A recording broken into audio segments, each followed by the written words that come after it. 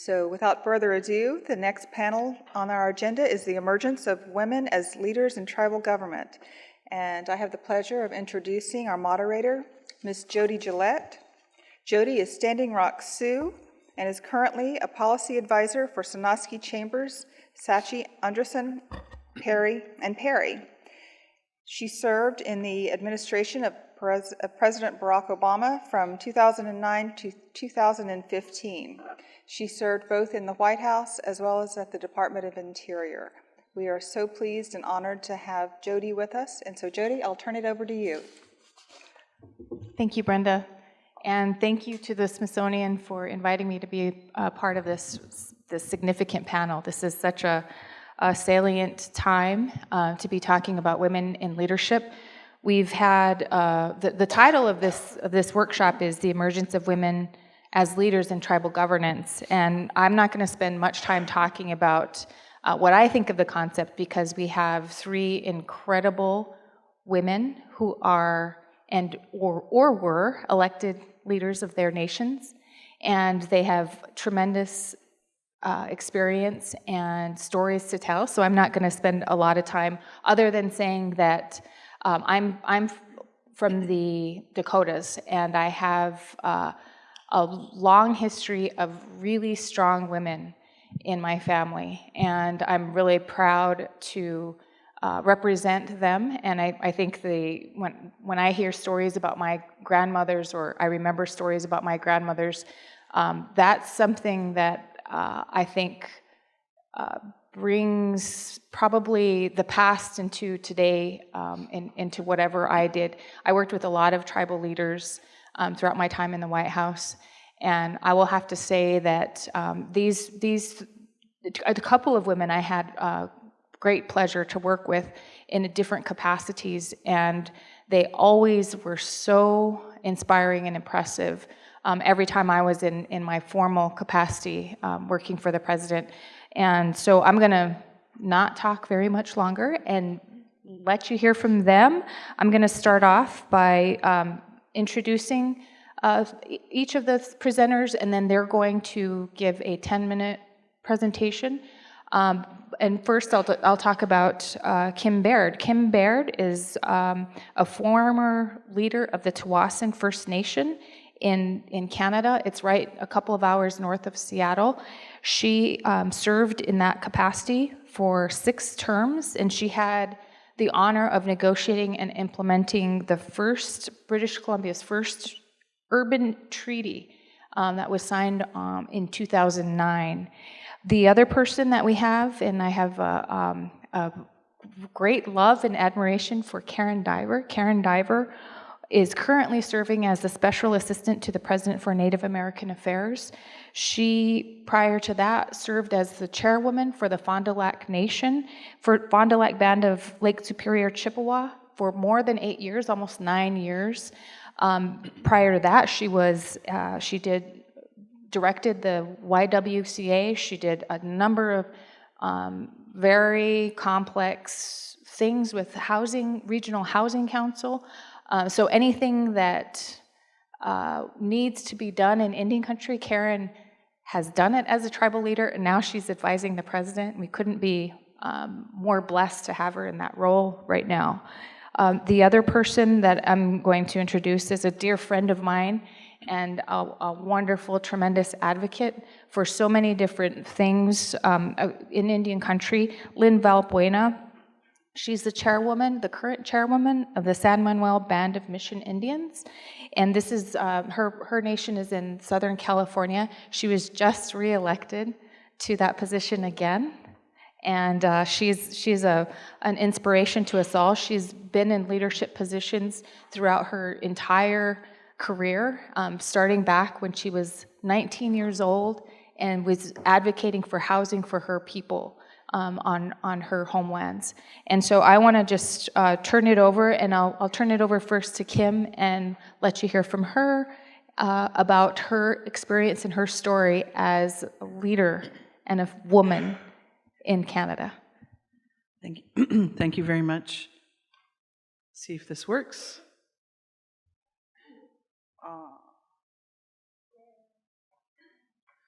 So first, let me say how excited I am to be here today. Can you hear me? Yeah? Good. I'd like to acknowledge the ancestral lands of the, is it Piscataway? Piscataway, sorry about that. In some cultures, that would require a ceremony to rectify.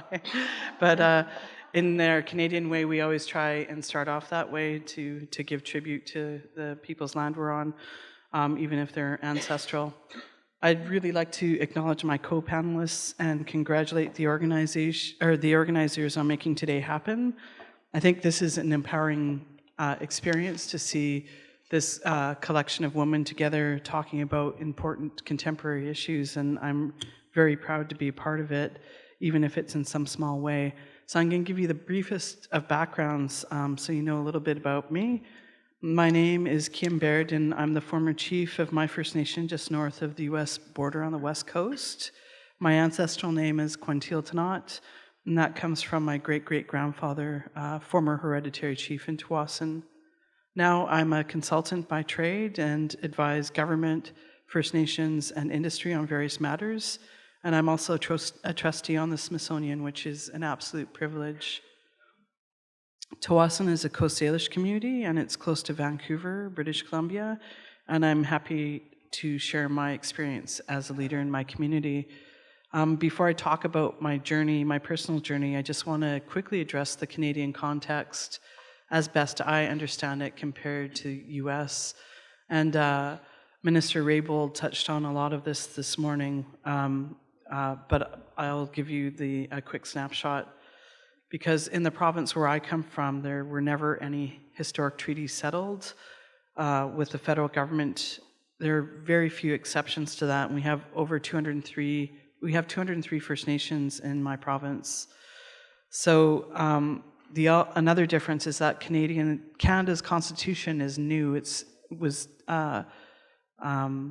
created in 1982, and First Nation jurisdiction within that constitution has not really been resolved. So the default situation for First Nations in Canada is there is no tribal sovereignty. On top of that, our reserves are tiny. I've heard that the total land mass of all reserves in Canada for over 600 First Nations is smaller than the Navajo land base.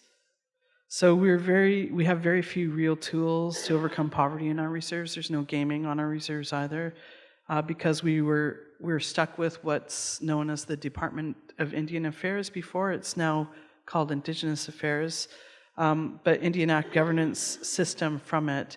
And this system was a part of the colonial toolkit that has really undermined the ability of First Nation communities to be sustainable in Canada. So poverty is overwhelming. So while we share a common experience, I think, as tribes in the US and Canada, in relation to the colonization of our territories and the things that undermined our societies, including residential school and other things like that, the issue of how to enable sovereignty in Canada is very active and controversial amongst our own people. In my province, the whole issue of reconciling rights and title, Aboriginal rights and title, with the Crown is a hot topic, and it's led to ongoing case law that has helped to advance Indigenous rights in Canada.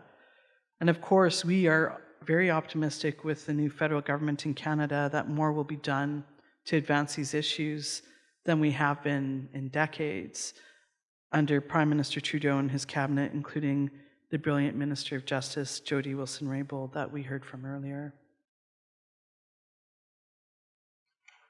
So my claim to fame while I was chief was to lead the negotiation and implementation of a modern land claim and self-government agreement with the federal and provincial government. I'm the first woman to have led such a process in Canada, and it was the first agreement in a very urban setting. It was controversial with the public, other First Nations, and of course within my own community. So a lot of what we did was under media spotlight as well. The benefits of settling our land claim and jurisdiction have been dramatic, and I'll only touch on the economic ones. These photos show some of the developments happening on our lands. Well over $1 billion in real estate development, I think that's like 200 million American though, are happening at the moment. We are moving from managing poverty to managing wealth, which has its own set of problems, but they're good problems to have. Our new jurisdiction is being governed by a new governance structure we created through constitutional development. So this is a photo of our first self-governing legislature, which I was fortunate to lead. The table was the culmination of 19 years of my life work. This is a couple of years after my community voted on our agreement, and in my view, my greatest career achievement was the 96% level of engagement. That was the number, that was the percentage of citizens who cast their ballot on the agreement, and 70% were in favor of the agreement. So that level of engagement reflected the focus and dedication me and my whole team made to ensure our community knew what it was getting into, that we were going into it with eyes wide open. And the question I have come to ask through this experience, this is me addressing the BC legislature. I'm the first Aboriginal woman to have done that in the province I'm from. But through this experience, I've come to ask the question, how do we address the ills of colonialism when, at least in the Canadian context, I can speak for our communities don't even know that we've learned a lot of colonial practices in our beliefs. Our communities are not intact, no matter how strong our traditions. So I think each community needs to find its way forward while reflecting our culture and traditions. But we must remember our communities are very different from community to community, and we're always evolving as well.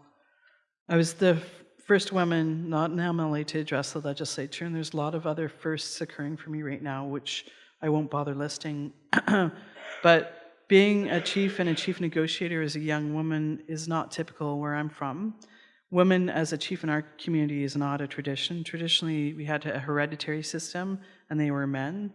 So I'm a leader that is being disruptive merely by being elected as an elected chief due to my gender. But I was also a leader that was deliberately disruptive by wanting to improve the socioeconomic conditions for our current and future generations in my community. And I didn't realize during my journey I may have broken some glass ceilings. That wasn't my intention or my purpose, and it's probably a good thing I didn't know I was doing it at the time. I was both a chief and a chief negotiator at the age of 28, roles people don't expect young Indigenous women to fill, and it was a tough job. People always underestimated me, long hours on complex constitutional matters, but I loved it. And at the height of negotiations, I had children, so I brought my kids with me to work for their first year. I was on a Crown corporate board for 6 years and brought my youngest for her first year to that board as well. It was that board's first baby. It's not like anyone had a choice when I just showed up with a baby. I brought them to negotiations, I brought them to community meetings and to my community members' homes to talk about the treaty. At the most stressful times, I would have staff members barge into my office, grab one of my babies without a comment to me, and take comfort from their presence at the office. They'd take a deep breath, hand me my daughter back, and go do their duties. It was a very stressful time. And that was a great privilege to lead my staff as well. So while I received a lot of accolades, Order of Canada and other kinds of awards, I really need to share them with my team that helped make it happen. So to finish up, I think as Indigenous communities in North America, finding our path forward is challenging, but in the end, this is what we have to do to decolonize. And our role as Indigenous women, no matter where we reside, is to lead in the most appropriate and authentic ways inside and outside of our communities as mothers, aunties, daughters, sisters, matriarchs, and even some of us as politicians. But make no mistake, no matter what our role, we are all leaders. Sometimes we uphold the old, and sometimes we provide for change. Hopefully, we always remember to hold each other up. Thank you for listening to my story. Haichka, Haisapka.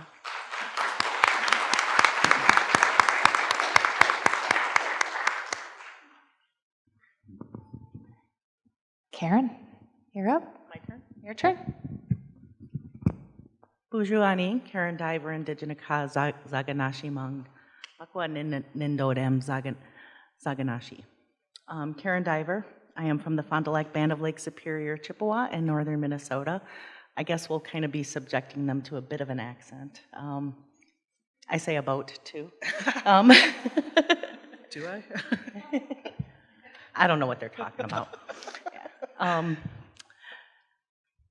I just finished nearly 9 years as a stint at the Fond du Lac Band of Lake Superior, Chippewa. I didn't ever intend to be an elected official, but I thought I was a darn good manager after spending 12 years in the nonprofit sector, working on human rights and social justice issues and community development. I was the first woman chair. We also traditionally had hereditary chieftainships as well along a male line. But we were also an Indian Reorganization Act tribe, so we had a constitution that was developed and imposed upon us back in the day, the 1930s. And, you know, like many of the tribes of that time, you know, you complied because it was survival, and you elected people that the federal government wanted to talk to, which was, you know, mostly men. Prior to my tenure, there had been 2 elected district representatives, and then just a few months prior to my election in a special election, we elected the 3rd to a district position, and then I was the first ever at-large candidate that was a female that was elected. Spent a lot of time saying no, say chairwoman, it's okay. It's okay, you can say chairwoman. They wanted to go gender neutral once there was finally a woman there. So I found that funny. It's like, unless you're always going to be gender neutral, it's okay to say chairwoman. If you don't know who's in it, it's chairperson. But once you get there, you're one or the other. Then you're a chairman or a chairwoman. Don't call me a chair, I'm not furniture. So we drug some people into the 21st century, getting new to the idea of having female leadership. I think it was also a challenge. I had the distinction of not just being a woman, but not being born and raised on the reservation. I was a relocation kid growing up in Ohio, and actually moved back to Minnesota in order to go to college because, you know, in the quirks of federal policy, my dad had to move away in order to get a job, but I had to go back to get a scholarship. And so I just kind of hung around Minnesota waiting for my parents to retire, and kind of watched the development of the reservation and the smart decisions of the leaders over time in how smart they were in their investment into infrastructure, into job creation, into the social services, a robust natural resources program that protected our treaty resources and traditional food sources. And then we went through a period of, after having a stable government for quite a long time, I had gone back to the reservation during that stable time and was an administrator and a manager. And you know, much like citizens everywhere, every now and then you get the notion that the grass might be greener, and they kind of upended our government. And for 4 years, we went through a great period of instability. At that point, there was an opportunity to run for chair, and really all I wanted was to protect the staff and the institution and kind of get back on a governance track and really talk to the community about how do we grow these institutions. Mind you, it wasn't necessarily a traditional way with hereditary chiefs, but we had lost that. So how do we own some of this again and take responsibility for our citizens and use our history and our culture to inform it, but also to make that decision, making structure transparent, accountable, things like that. I was educated, had come with a career, wasn't born and raised there, fair-skinned, and a woman, and so I really didn't think it was going to work. We might do 1 or 2 of those things at a time, but never all of them. You know, but I actually said, you know, here's what my platform is, and I did it like a report card and said, when I run for re-election, because I was in a special term, in a year and a half, if you haven't checked off boxes, don't do it again. So I built in the accountability for my own leadership. And it worked. I was elected after the primary with 70% of the vote, over 70% of the vote. And then the challenges began because I didn't think it would work. Updating everything from code of ethics to having more public discussion, big amendments to policy, being informed by community meetings. Much like a lot of the changes you make, you always have your political detractors. There's never any such thing as 100% consumer satisfaction in politics, especially so in tribal politics where the people you're making angry are your relatives. Sometimes your parents and your aunties, and get taken off the Christmas card list, and no, it's all good. It is true, isn't it? Yeah. But you persevere anyway, because what I was trying to role model is that it wasn't going to be politics as usual. It wasn't going to be who was your family that got access to resources and influence, that it was going to be around policy and procedure. And, but it's all of the stuff that's kind of European, right? But then, even though the documents end up being written by lawyers and approved by a tribal council, the implementation ends up being purely tribal, right? You're taking considerations into fact of, well, you have limited housing. How are we going to prioritize? Look at this young lady. She's going to school full time. We were promoting self-sufficiency. We were helping those who were helping themselves, but then weaving together that safety net to catch folks so that they could have their chance. New models being developed in service delivery, supportive housing. Nobody necessarily gets thrown away, but the service delivery model is going to be a little bit different. You're going to get that remedial help.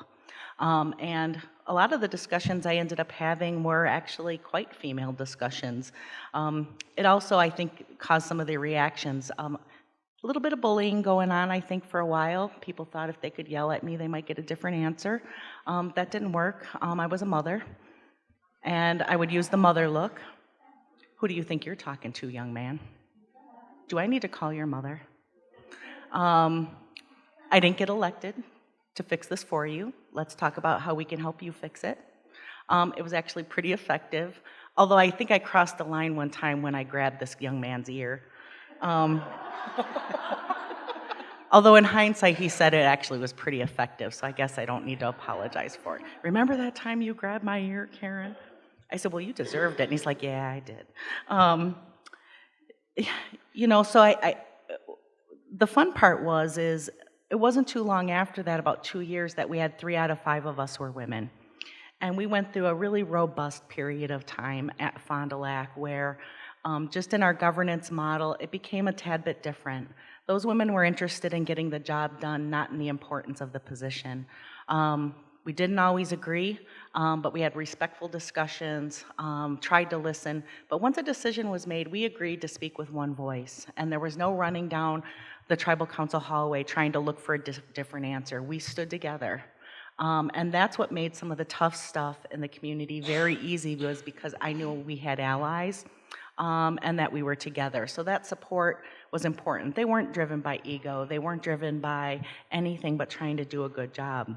At the same time, we have a constitutional structure that actually part of our governance is combined with 5 other tribes in the Minnesota Chippewa tribe. So the chair and secretary treasurer of each of the member bands is elected to this Minnesota Chippewa tribe as well, which is our constitutional authority. And that was a majority of women for a time as well. And it really does change things in terms of how you resolve conflict, how open you are to changing your mind and being influenced by new information and thought processes. I also thought it was much easier to take logical consequences. As a chair, my job wasn't to vote ever, it was to manage the meetings, manage the agendas, and manage the process. And they would get a little frustrated with me sometimes because I would say, is this the balcony level? What's the implication of our actions? Don't be a micromanaging, don't tell people what to do, but how does this look from above? When we make this decision, what are the outcomes that we can expect? Will this also be a good decision 2 years from now, 5 years from now? What about our off-reservation tribal membership? How does this affect them? Is there equality in our decision making? Yes, we will always have to invest in our home community and make sure that within our reservation borders, but half of our people don't live here. How does this decision affect them? I can't move a clinic to everywhere they are, so of course we're going to invest in a clinic in the home community. But what about tribal treasury resources, those things not driven by grants? How do we make sure there's equity? How do we make sure they have voice? did the first strategic plan for our tribe, did it for a year so that we could make sure all of our off-reservation band members had a chance to participate. And it was one of the most difficult and most rewarding things I think I've ever been able to participate in. The other part of it is you're in a home community, you're talking to elders, you're talking about preserving treaty resources, you're talking about preserving language, you're incorporating the grandmas into the Head Start program, you're talking about holistic healing in our clinic and making the services of traditional healers a part of our clinic services. So you're always doing those things that give people the opportunity to have pride and identity, and make those things positive in our community and build that resilience of tribal people, so that while the governance in some ways maybe looked very colonial in some ways, or it was an IRA constitution, the people it governed always maintain that sense of identity. There was a couple things that were important to me. One was reaching outside of the community and making sure that we worked with other jurisdictions, we worked with people out here at the federal agencies. You really have to be a bicultural leader in order to navigate, because very few of the people you interact with outside of the reservation have much interest in just purely your success as a tribal community. They're interested in how your success affects theirs, or whether your lack of success is to their detriment as well. So you end up learning what motivates the people around you so that you can spur them to partnership, right? You're talking about the economic impact of tribes. You're talking about, why it's important for our kids to graduate from school, because, the future workforce is going to be diverse and you need our kids there too, so our local economy thrives. So tribal leaders, I think, end up in much more of the position, especially as tribes have grown to be more players in regions and regional success, of packaging our message in multiple ways. It's not good enough anymore just to say, you need to do this because it's the right thing to do, or federal government, you need to do this because it's the trust responsibility. Your arguments need to be a little bit more robust than that, and it really pushes, I think, our tribal leaders to think in a different way. The other part of it is about, and I talk often to young people about this, is, decisions are made outside of our community that affect us every day. And tribal leadership, it's something to strive for, but having a seat at the table everywhere else matters as well. Unless we have those voices in state legislatures and county commissions and in law offices and in bank offices and everything. We need young people, our young people everywhere, because without bringing tribal considerations into it, we're not managing the collective in a way that's good for tribal communities, whether it comes to things like energy development, water uses. Our motivation for protecting those things and to utilizing those things is so different. And there's where, to me, the decolonization happens. Using systems that are familiar to people outside, but making them tribal through the use of the argument and the stewardship. And to say, yes, you look at it this way, maybe it's about corporate profit, but what about sustainable development? What is this going to do to people on the ground? And making the argument around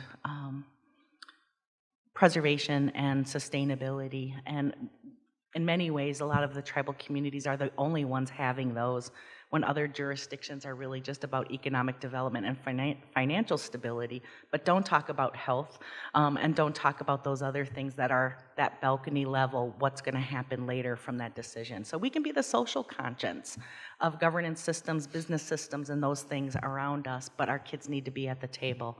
So participation matters. So, thank you.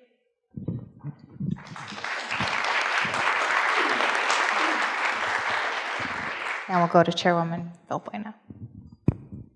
Thank you, Jody. Good afternoon, everyone. Firstly, I'd like to say thank you also to the panelists up here with me today, sharing all these wonderful stories, and also to both Brenda and to Jody for giving me this opportunity and inviting me. They've been wonderful friends. I've sat on the NMAI board for 6 years, was termed out almost 2 years ago now, And when I was invited to speak, I said, of course, it's always a great feeling to be able to get together with other Native women in leadership and talk about stories and talk about what we do to mentor our youth to be where we're at today. So with that, I'm going to go ahead and make my remarks, and then I know Jody's going to be asking us some other questions, but I've been in tribal politics and doing what I do for 40 years now. At the age of 18, I had my son, and 3 months after that, I went to the doctor for my checkup, and the doctor says, "You're fine, Lynn, but you're pregnant again." So my daughter, they're exactly a year and 5 days apart, both in February. My daughter just turned 42, and my son just turned 43. As Jody had mentioned, I was just elected last Saturday for another 2-year term, but also my daughter was elected. So she ran for council. She made it, so her term begins on April the 11th, so her and I will both be sworn in next month. And so anyhow, that was a wonderful feeling for her. She is involved with the tribe already, so she wants to do what she can to help. So there's another woman in leadership for you. San Manuel Band of Mission Indians, Santos Manuel is my great-great-grandfather, so I'm a direct descendant of my great-great-grandfather. They shortened the name, named the reservation San Manuel, but it's really Santos Manuel. It was my great-great-grandfather, and he was our chair and our leader back in the day. We were federally recognized back in 1891. And the uniqueness about San Manuel, we are located 70 miles northeast of Los Angeles. We do not have any federally recognized tribes in LA County or in Orange County, so we pull in the population for our business at the casino from both of those counties. So we've been very successful, and we'll be in gaming now for 30 years in July. I like to share the stories about when I was just a young girl at age 19, 20, and was appointed by my tribe to become the housing commissioner for San Manuel. At the time, we had about 600 square foot homes on our reservation, and the All Mission Indian Housing Authority was a coalition of tribes in Southern California that met every month to do what they could to bring better housing through the federal government to our reservations. So I would attend those meetings, and my kids were 2, 3 years old, and they'd sit at the table with me. And I share that because I know that you were saying, too, that you would take your kids to work and to meetings. But at the time, they would be with me, and we would fight for better housing. But we were always told that San Manuel was at the bottom of the list because there were more needy tribes in California at the time than our tribe. But I look back at all of that to see where we're at now, because my grandmother, Martha Chacon, she was our tribal chair in the early 1950s. At the time, we did not have any running water or electricity. Prior to that, when she was, they called them spokespersons at the time, not chairs. And she was always traveling to Sacramento to meet with the state legislature. And I'd always ask my mom, why is she leaving again? Where is she going? And my mom would say, "You'll learn when you get older," but she has to go meet with legislators in Sacramento to talk about bringing good things to our reservation so we can, have good things and nice things. And so now I understand why my grandmother was always traveling.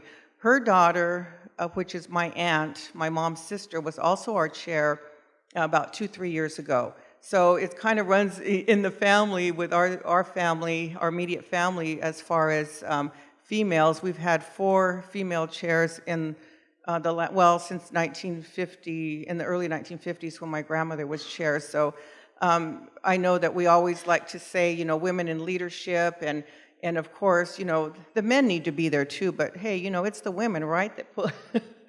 So, but really, we do what we can, to mentor our kids. I also wanted to mention that the uniqueness of San Manuel, unlike most reservations, is that we are located right in the middle of a neighborhood of the city of San Bernardino and the city of Highland. For those of you that may not have ever visited that area, we have 640 acres, but it's all foothills and mountains, and it goes all the way up to the top of what we call Mount McKinley. And the only flat land and area that we have is where the casino is, and then everything else on the reservation. Now we have, I want to say, 42 homes now. But we also purchased 45 homes, we call them our buffer homes, that buffer the reservation, because when we started getting into gaming, we had a lot of complaints, and we had to have hearings with the local governments, both city and county, because of the complaints from neighbors in the community of this huge building going up in their backyard. Since then, we've been good neighbors to the local communities, and now everything is workable, and we're able to, do what we can to help the community. We employ 98% of our employees are from the local community, so I know the community appreciates that. And in the community, with the 98%, I know that some people think that you have to be native to work at an Indian casino, so when we educate the general public, we tell them, no, that's not the case, because they don't always think that. I also did work at the San Bernardino Indian Center back in the day. In my early 20s, we had what we call an Indian Center that gave assistance to tribes that were in the area. And so I learned then about politics because I worked with a board of directors, and they would go behind closed doors. I was in my early 20s, and I could hear people, arguing and disagreeing on certain issues, and then later on found out exactly, what that was all about. But also we call our tribe, we call ourselves Yuhaviyatam, and in our language, in our Serrano culture, that means people of the pines. My mother is full-blooded Indian. She's Serrano and Cahuilla, and my grandfather was a medicine man from Torres Martinez Reservation, which is down in the Coachella Valley east of Palm Springs. So I grew up with my grandfather, who was a medicine man, and I saw a lot of things as a kid that he did to cure people. And my mother would always tell us, don't be going in and seeing what your grandfather's doing, because he could do something bad and something bad could happen. But I remember seeing a lot of non-Indian people come to the house, and my grandfather would take care of them. At San Manuel,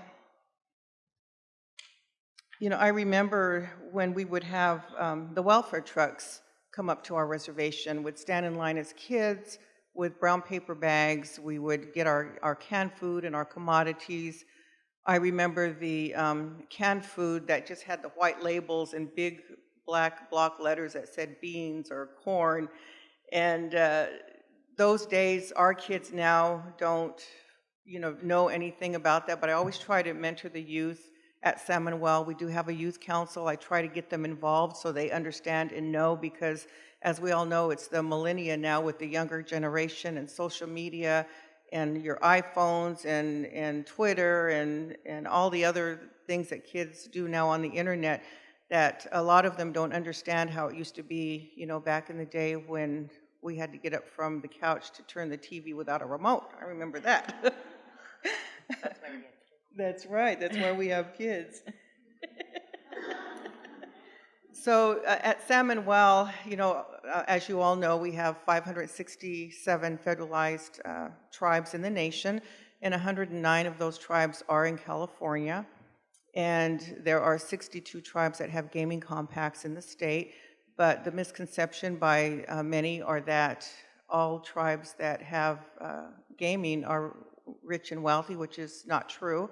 So I do a lot of public speaking to educate the general public on that, and they always ask why, and we always tell them because it's of location, demographics, where the tribe is located. In our area, we have about 8 other large gaming tribes surrounding our county and area, but we don't look at it as competition, and we all work well together.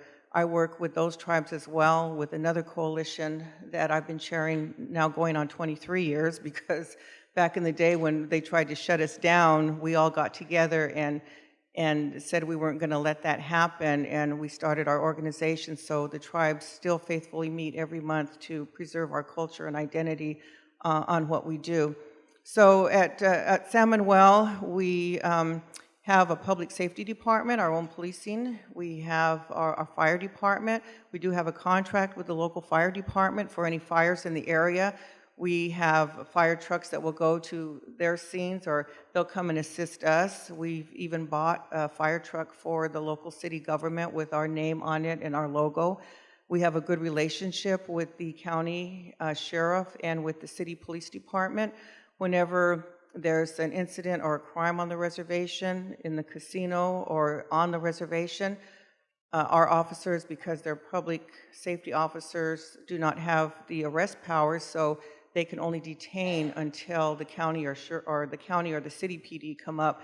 So we have that good relationship with both the city and the county, and we work well together, and we have a contract with them. So that relationship with San Manuel in the local community has been really wonderful.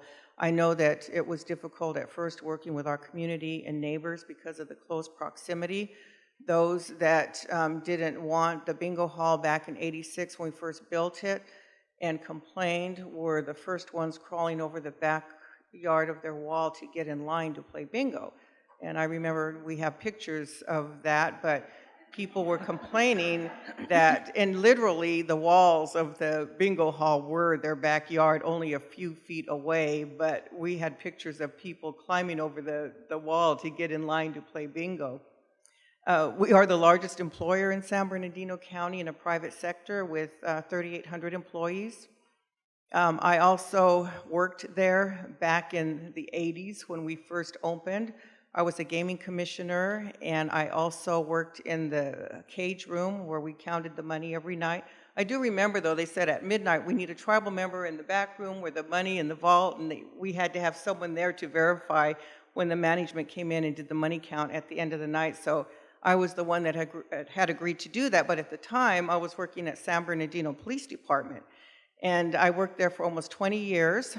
Not a police officer. I never had any desire or intent to be an officer, but I was one step under an officer as a police assistant. So I worked in vice narcotics as a police assistant, and I also worked as a court officer. I worked in investigations and handled missing children and missing persons. And then when I left, I was the public informations officer. So that really helped me with my work and with my leadership role, what I do now in speaking, because I was the one that had to get out there and represent the police department when a major crime came down in our area in San Bernardino. So over the 40 years, I've had a lot of experience in a lot of different areas, and the one thing that I really enjoy doing is building relationships and partnerships and the collaboration with others, with the tribes, with the local communities. We have to have the relationships with, of course, the legislature on both a federal and state level so that we can gain support for our issues, as well as they may need support, for what they might need to be doing for our tribes to help us. So I will end with that and just wait for questions from Jody. Thank you very much.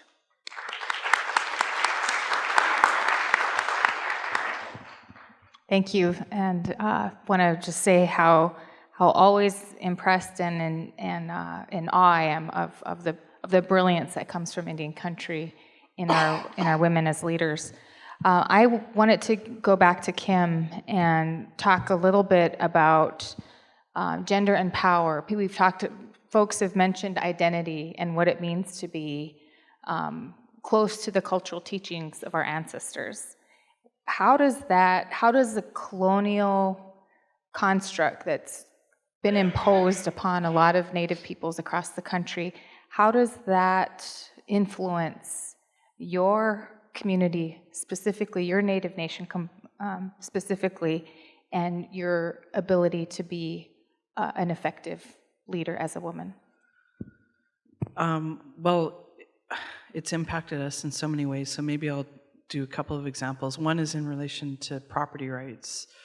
Traditionally, a lot of our ceremonies were passed down in a bilineal manner, so the mask would go through the male and the songs would go through the female, and you needed both for that ceremony to work. And our most prestigious ceremonies worked like that, our most sacred ceremonies.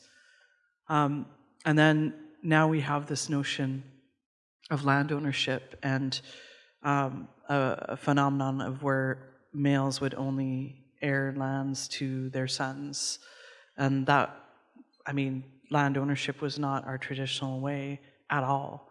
In fact, the bulk of our rights and our ability to sustain ourselves were strategic intermarriages through neighboring tribes and that kind of thing, so that we had a large territory to draw upon to sustain ourselves, an important steward role rather than an ownership role, although we did have ownership of some rights. So to try and sort of look at both of those things, that learned colonial construct, and figure out when we're developing our treaty and figuring out how we're going to deal with land ownership within our own community and those sorts of things, we had to have a lot of discussion about how to rectify some of the issues. So a lot of our women are without land in our community. Those are the real impacts that the current governments have to try and resolve from a policy perspective, without a whole bunch of new land to give out to everybody to equalize it. So housing and those things, I mean, that's just one example. From a political perspective, it's also challenging when traditionally there were not women spokespeople in our community. So to overcome that, I mean, I've heard young women interview some of our elders in my broader culture who've been told that women should not be chief, right? So, you know, we're evolving, and I think the only thing we can do is discuss those issues and do our best to forge our way forward collectively. And, you know, maybe it's because I have 4 brothers, but that sort of thing has never really intimidated me or stopped me, luckily. Karen, do you have anything to add about what Kim describes as the evolution of You know, I think, leadership? as I spoke earlier, you know, my tribe adapted to the old IRA constitution, but one of the things we got challenged with, and it's something they're continue to be challenged with, and a lot of Native communities, actually all communities, is opioids. And you know, it's kind of a scourge right now in the country, and it's hitting Indian country quite hard. And with that, you know, comes criminal activity, predatory behaviors, things like that. And well, we haven't had huge gang problems on Fond du Lac. We saw that at other tribes, you know, because of the criminal enterprise that goes with preying on people with addiction. But it was starting to kind of get a little bit of root. And had a couple scary things happen, and people were really worried about public safety. They were worried about their children, the safety of our community.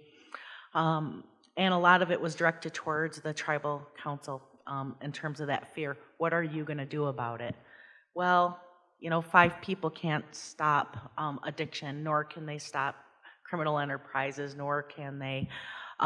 So we had a series of public meetings where we sat with community members, and the first one was really uncomfortable, just because everybody was so frightened that their reactions were kind of, they were overacting a bit. But over time, and we ended up having about 5 of these fairly large community meetings, they actually went back to a really old idea, and that was exclusions or banishments. And I said, you're going to kick people off? And they're like, no, you don't get it, Karen. This isn't about punishing the person who's doing it. It's about sending a message to them that they've become a danger to the rest of us. It's like an OFP for all of us until they can correct their behaviors and be found to be a safe person. They also said that it's a bit of breaking the social contract that you have with each other, that back in the day we depended on each member of our community to be healthy and contributing. And it was a form of disrespect and a breaking of that contract when you didn't take care of yourself and your responsibilities. So this was a way of shaming people a bit into behavior. This is the elder ladies in your community saying, you messed up. We are such tight communities, so family driven. You can survive outside the reservation, but telling somebody who, has made poor decisions that they can't come to birthday parties and things like that. That was more of a deterrent to some of our young people's behavior than the threat of actually being in jail. I said, well, how are you going to make the decision of who this applies to? You know, we don't always understand what's going on in homes. I said, do you really want to criminalize addiction? Are we going to be a part of the system that then contributes to the over-incarceration rates of Native people in fairly homogeneous northern Minnesota? And they said, nope, 2 things, only 2. Felony drug distribution, because now you're a part of the scourge that is in our community, and you've broken the social contract, and felony level violence. We need to protect our children from you. And as a leader, I said to them, you know, if that's what you want, I'll do it. But what happens when I do this and it's your nephew? What happens when I do this and it's your daughter or your sister or your dad or mother? Are you going to be as supportive of this then when it's implemented? It's a great idea in this room, but what about when it actually happens? And they said yes. I actually did not believe it because politics is personal, right? How does it affect me and mine? But the tribal council passed it, and not one complaint from a family member at all upon implementation. And it's been a real deterrent to our tribal members because they don't want to have to leave home. And does it work for everybody? No, it doesn't. You know, and that gives them the very real consequences. But for some of the kids, it was saying, I need to walk the good path because I would feel terrible if my auntie said that I'm dangerous. So the old is new again. Mm-hmm. So that's great, and I just want to picture. That's great. Good job. You can clap. I wanted to just build off of something that you had said, that the old is new, and from Chairwoman Valbuena's perspective, you talked about your grandmother going to Sacramento, and in my head I saw the picture of the British Columbia legislature, and I couldn't find any women in the room besides you. There might have been women there, but the number was so small in the European legislature, the Canadian legislature. But I'm just thinking, I'm picturing your grandmother going to Sacramento in the 50s, and even today, there's the numbers of elected women leaders are so low. And what kind of image, you know, that draws that in the 50s, your grandmother is going to Sacramento? What kind of strengths and lessons? I mean, because that's been a long time. That's over, what is it, 60 plus years. How did she influence what you do today? Well, I know both my grandmother and my mother always told us kids, never forget who you are or where you came from, and also treat people like you would want them to treat you with respect, because I see so many people that disrespect others, or their demeanor is just mean. And there's a way of disciplining, you know, whether it's your own tribal members or whether it's your own kids or others. There's a way to do that where you're not chastising them or humiliating them or intimidating them in front of others. And so I know that both my grandmother and my mother taught us that at a very young age. And my mom is an author of a book. She passed away 6 years ago, but she spoke a lot to the youth. She went to museums, she went to libraries, she went to schools, just talking to kids about the culture and the reservation and teaching them from what the misconception or perception was out there by others on how it was in our local reservation at San Manuel. And my mom and both my grandmother were very, very direct. I know I would always be afraid at general council meetings because I'd be tapping my mom under the table on the leg saying, Mom, please don't bring that up right now, don't say it. And she'd always say, well, God damn it, it's true, they need to know it. I'm like, Mom, this isn't the right time. And my sister would look at me like, you better tell Mom not to bring that up, not right now. But that was just our mother. And even when we had the public safety come on our reservation. Now we have stop signs, we have the paved roads. We never had any of that before. And my mom would drive on the res and she'd say, I'm not going to stop at the stop sign. If they want to pull me over and give me a ticket, let them do it, but I'm not going to stop. But that was just my mom. So I think, just by talking, with the kids and mentoring them and teaching them what is right and what is wrong. And I do agree with you, Karen, about, the banishment, because we have a tribal court. I chair our judiciary court system. We have a judge. We have an appellate court. And it's not always easy when you have to ban a tribal member and then it's, like your brother or your immediate family or your sister or your son or daughter. I mean, been there, done that, and then, you get calls from tribal members like, why in the heck did you, and sometimes I'm on travel, I'm not even there, but as the chair, my name's going to appear on the banishment letter. So I know it's not easy to be in a position like that, but I know we all have to work together for what is right. And I agree with you, Karen, that if it's a danger to your community, that, it's best to have the tribal member, leave for a while, get help or rehab or whatever they need to do, because we don't need to have a problem on the reservation with others when we know there's an issue or problem there, and then all of a sudden something happens and then it's a bigger issue. So I just, say thanks to those that just hang in there and do the right thing, rather than, it's across the board. If we have an ordinance or a tribal court law, it's across the board for whoever it is, and it's sometimes difficult for others to be unbiased when you sit on the council and you have to make decisions. Thank you. So I have another question that I wanted to ask all of you, and that has to do with a lot of the young women who are watching, who are in the audience, and who are thinking about going into elected leadership, whether that's on the tribal governance body, or if it's in the county, or if it's in a nonprofit organization, board of directors, or anything. So there are lots of dynamics that happen when you are elected to a position. And what are some strategies, what advice would any of you give to young women who are considering it or newly elected?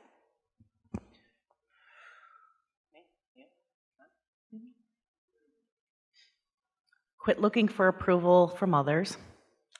You really have to have the strength of your own conviction. And people are mean, as you said. If your intention is to please people, then you will never be able to exercise true leadership. You have to have the strength of your conviction and follow through with it. Sometimes your idea wasn't really good until like 10 years later, in hindsight. But you need to know what the path is that you want to take and believe that it's true. Stay off social media. That is the worst place. I think that it has undermined our public discourse and our civic activism. And has really kind of made it down to the base level. But a part of it is managing your public reputation too, because if you're going to make changes, especially, and exercise that kind of leadership, your detractors, don't give them any tools to do it. Speak up for yourself. I learned from my strong mother, what I heard was, if people are messing with you and you don't speak up for yourself, you're as much as helping them. Why would you do that? That makes sense. Speak up for yourself. You don't have to justify how you feel, what you think. You only have to be true to yourself. Don't apologize. Follow through. Do what you say. Be a person of honor and uphold your commitments and your word. And be a decent human being, which means being courteous, being hopefully thoughtful. Give yourself permission to not be perfect. Let yourself have mistakes and move past them. You're not defined by your mistakes unless you keep doing them. Then you get defined by them. But learn from them and move on. Find allies that are supportive and mentors. Life lessons, right? Yeah. I just have a couple things. I think, first and foremost, you can do it and be yourself, be authentic. You don't have to emulate anyone else. You can be soft-spoken, like I'm somewhat soft-spoken, and I'm not the type to pound a negotiation table, but I negotiated one of the most economically valuable agreements in Canada so far that we know of. So and I think the most important thing too is having your safety net of people that love you unconditionally, that when you leave a hard day, that you can have a little bit of peace and feel safe with people that you can confide in and just be yourself with. That's the only couple things I'd add. Gosh, I think both of you did wonderful, both Kim and Karen, on what they're saying. I totally agree and concur with everything you have said. I just know that it has helped me with relationships with my tribe and tribal members. When a tribal member, and there's times, several times, tribal members will call me independently and ask for guidance or ask for this or for that, and others may not agree, saying, it's a personal thing, let them handle it. Why do you? And I said, just listen to them, just hear them out, give them guidance. They want to be heard. That's why they elect us as leaders of the tribe. So I know that I'm always real good about that, because I try to do what's best to help our community. And if it just means, taking a few minutes to listen and hear someone out, even though you don't really maybe say anything other than, maybe give some recommendations or some suggestions that may help them. Just, listen and be kind, because I believe in good karma. I think what goes around comes around. And if you treat people, like I said, my grandmother and mother said, with respect, and just treat them like you would want them to treat you. That's great. It's wonderful, and not just for leaders, but people who are doing the work and the raising of the families, and just in general, really great advice. I have a couple of colleagues of mine, and one of them is in the audience. His name's Corey Spotted Bear. He's a councilman from the 3 affiliated tribes. Can you wave, Corey? So Corey is one of the kindest, most authentic leaders. He's elected to the 3 affiliated tribal council, and I know that he had a lot of influence from female leadership. His aunt Alice Spotted Bear was a chairwoman in 1984 at the 3 affiliated tribes. There are really positive men who do good things to advance women in leadership roles. What kind of advice would you give to all the men out there? Because we do live in a society where we have to build relationships across genders. We have to work with our brothers and our fathers and our uncles and our sons. How do we become better in Native communities, and what kind of advice can you give to the men in the audience honoring us here today?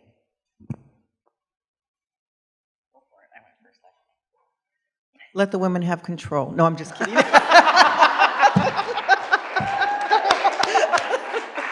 I'm joking. I've been, throughout my 40 years of being on all kinds of committees, and not just with the tribe. I mean, I sat on boards with the YMCA, Lighthouse for the Blind, community organizations in our hometown back in Highland and San Bernardino. But I think when men sometimes see a woman in a leadership position, they're kind of like, oh, they think they know it, or they don't know this or that, because it's always, it's been men for a long time, but now more and more we're seeing more women in leadership with, the tribes, the tribal government, but with other organizations as well. And I just think working together and building that trust and relationship and the partnerships of working together, that sometimes, women have excellent ideas and recommendations, just as men do as well. But I think just working together and just talking and learning about, what it is that you're working on together, in whatever committee that you're on. But I just think you have to just build that you have to build that trust and relationship and then go from there, and it'll work. It'll work. I have worked with so many great leaders who are male, and I have many over the years that I've been doing this that are my mentors, and it's been a wonderful experience for me throughout all these years. I don't know. I mean, I think the fundamental value we should all carry is for equality, gender equality, and why aren't we there? I think we all, men and women, have a lot of unlearning to do, and there's a lot of insidious, invisible things that perpetuate sort of chauvinism or inequality, if you will. And I think, you know, we're all guilty of it, men and women. In fact, I've faced a lot of that from women. And all I know is that I have 3 daughters, so I don't have any sons I have to teach this to. But I do really think that, you know, we all have a role to try and stop perpetuating inequality, and that gender equity is not just a politically correct thing. It's something we should all really believe in, and if we don't, then there's some unlearning to do, in my opinion. Some unlearning. You know, absolutely, especially after spending 12 years in an organization like the YWCA, where, you know, you talked about empowerment of women and girls and elimination of racism. You know, much like dealing with institutional white privilege, you know, the gender discussion, you know, I would say, you want to raise a strong daughter, she doesn't always have to apologize for everything, right? You know, how do we speak to each other? A part of the way, you know, when you look at Native communities, you know, the teasing that is our discipline. You know, you don't yell at your kid, you tease them, right? That's how a lot of people got really unfortunate nicknames. Right? Yeah, you know, because you were that kid doing that thing, and, you know, then you're a 60-year-old man being called stinky or something. You know, so it's the, you know, the implied, you know, I just went through this with my intern, you know, where I would be doing the indirect communication, you know, and what I found out is he needs the really direct communication. He's not going to read between the lines, and I didn't want to seem critical. So, you know, have you thought about this? Which I really meant is, you should do this, you know, or let's just change this a little bit, you know, and he wasn't getting the teachable moments. But you know how it is with women, you know, the women. The way you say it. Yeah, well, you know, but on the other hand, you know, women aren't always expected to speak real directly either, because then you get the other, it isn't a nickname anymore, now it's an epithet. Do you know what I mean? If you directly say, well, you know, that's just really not okay, this is what you need to do. Oh, isn't she, you know, the B word, you know? So you're kind of damned if you do and damned if you don't.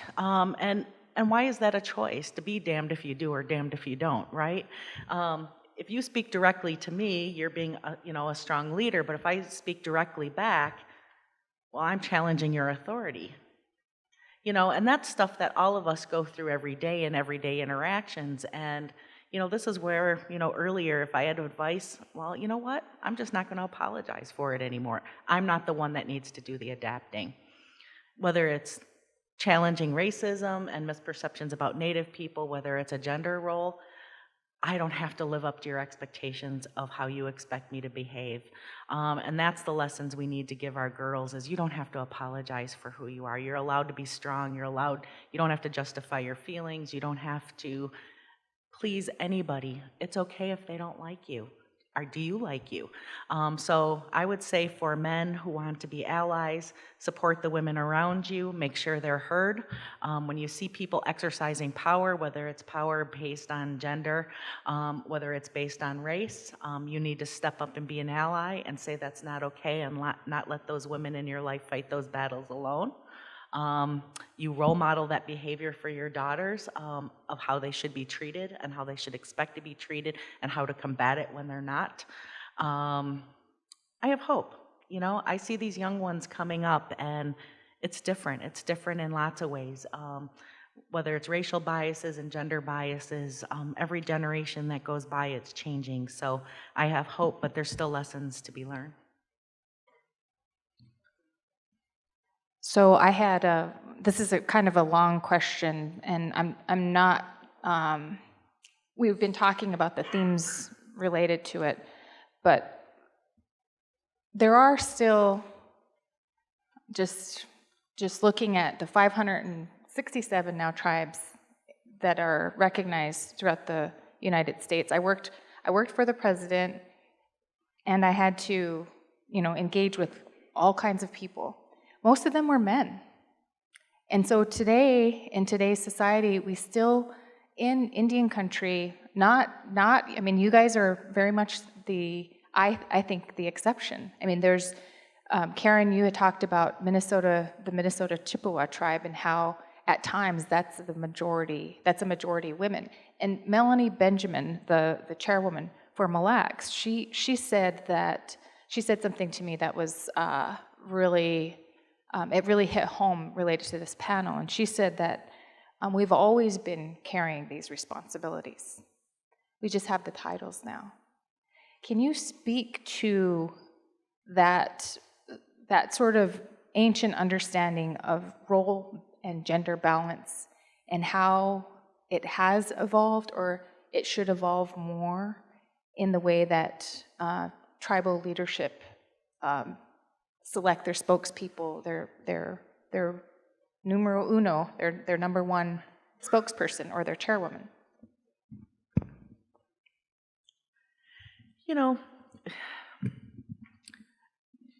It kind of goes back to where you started in the beginning, around colonial influences, because there was never really just one. There were so many different roles, I think, traditionally, that people played in the community. They had clan responsibilities, family responsibilities, spiritual responsibilities, on and on and on. And everybody had their role and importance. And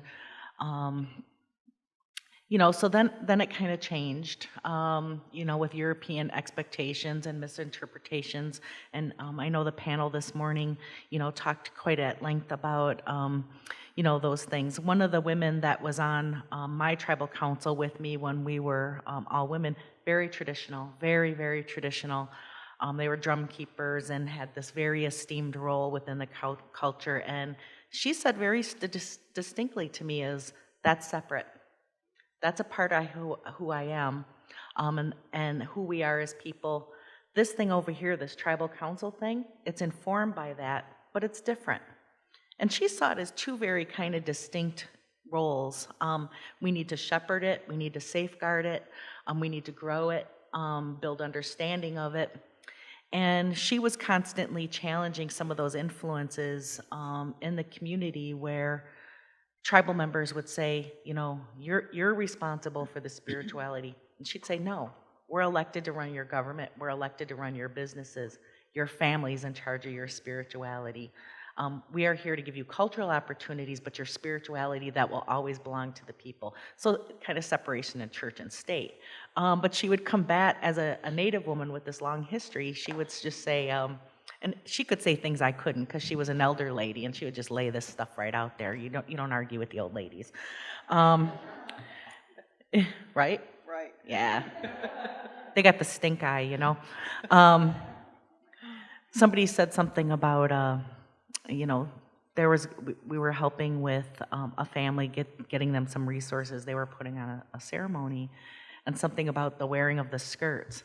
She said, where the hell did you come up with that? We're from Minnesota.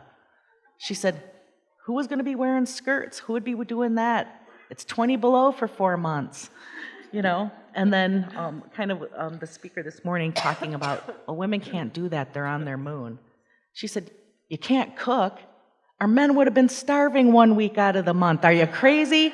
So she just had this really practical way of saying, things adapt over time. Some things are a little pan-Indian, some are much more native, and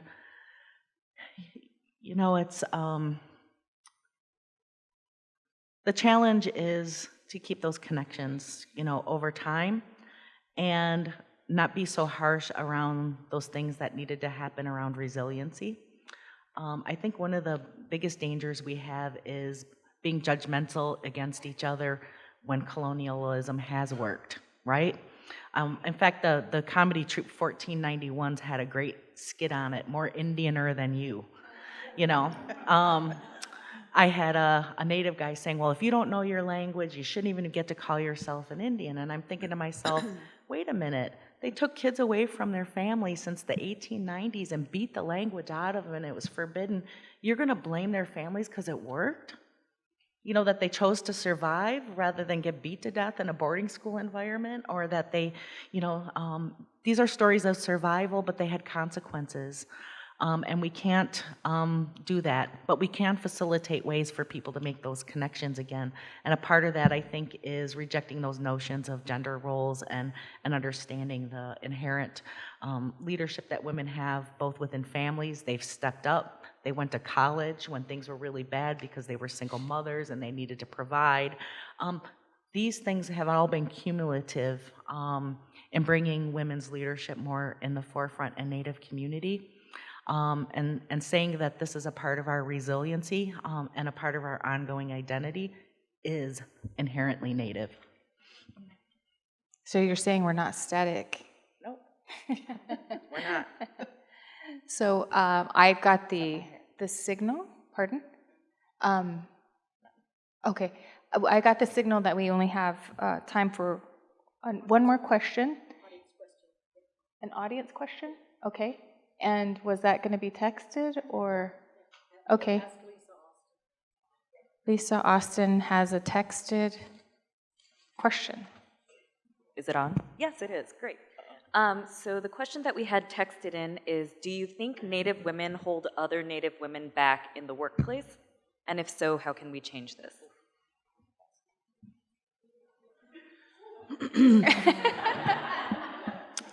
Yes and no. I think a lot of our own people hold us back for different reasons in the workplace. I don't think it's particular to women, although it's more hurtful in my experience when it happens by fellow women. Just on your comment too, it's something like I've heard that for any sort of corporate or governance environment to make meaningful, sustainable change, it needs a threshold of women at the helm, and that magic number is about 35%. And so I think we're challenged in North America to have more female politicians, and I'd say in Canada, First Nations are ahead of, you know, federal and provincial governments, in that women are about 30% level, 25 to 30, and that's climbing. And but until you reach that threshold, these systems aren't going to change that make our offices more baby-friendly, that understand women's needs, that they have families, family obligations, and those sorts of things. And most women I meet, if they are looking at a job interview and they're missing one of the eligibility requirements, they won't apply. A lot of guys I know, if they only have one, they'll apply, right? So there's a confidence issue of women asserting themselves in leadership roles. I was forced into the chief position by my predecessor. She really backed me into a corner and made me promise I'd run, and I did not want to at all. And so really need to encourage other women to get involved.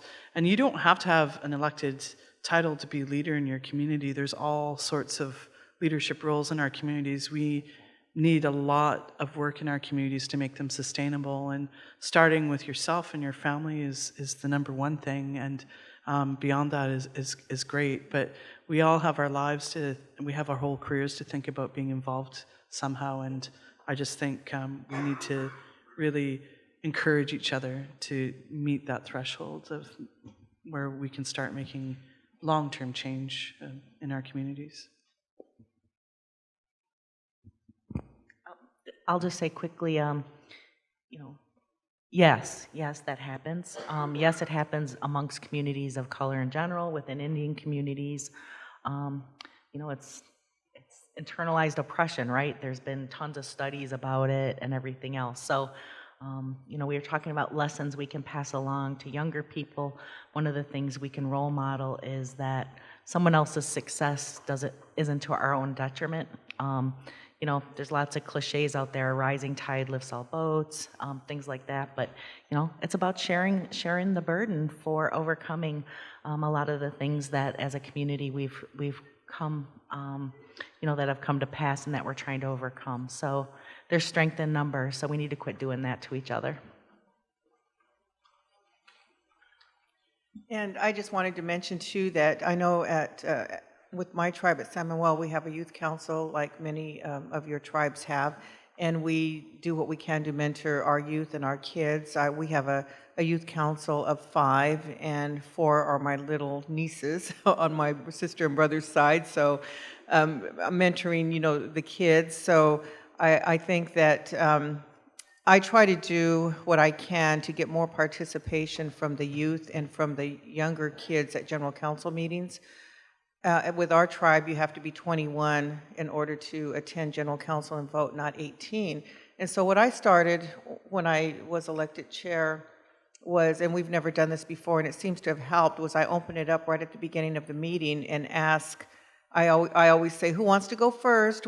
This is our opportunity for all of you out there to share information on maybe what you're doing in the community, what you want to share about your kids or at school, and then hands go up right away. And I'm trying to get the younger kids involved.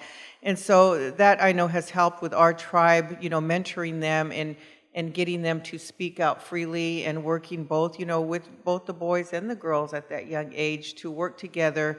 And then one of the kids will say something, and then then another hand will go up, oh, well, yeah, I'm doing this at school. And so I think we just have to think of ways. I'm always trying to think of all these little strategies to help our youth and mentor them and just have more participation. Or whenever there's an issue that may come up, or maybe it's not an issue, but maybe it's an activity or something that I can tell that there's an interest in doing.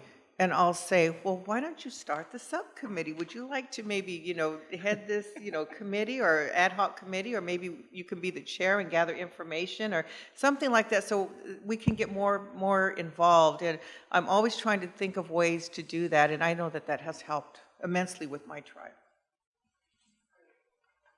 I think that's it, right, Brenda? Thank you Wonderful. so much. Thank you so much. Thank you. Thank you, ladies. It was my absolute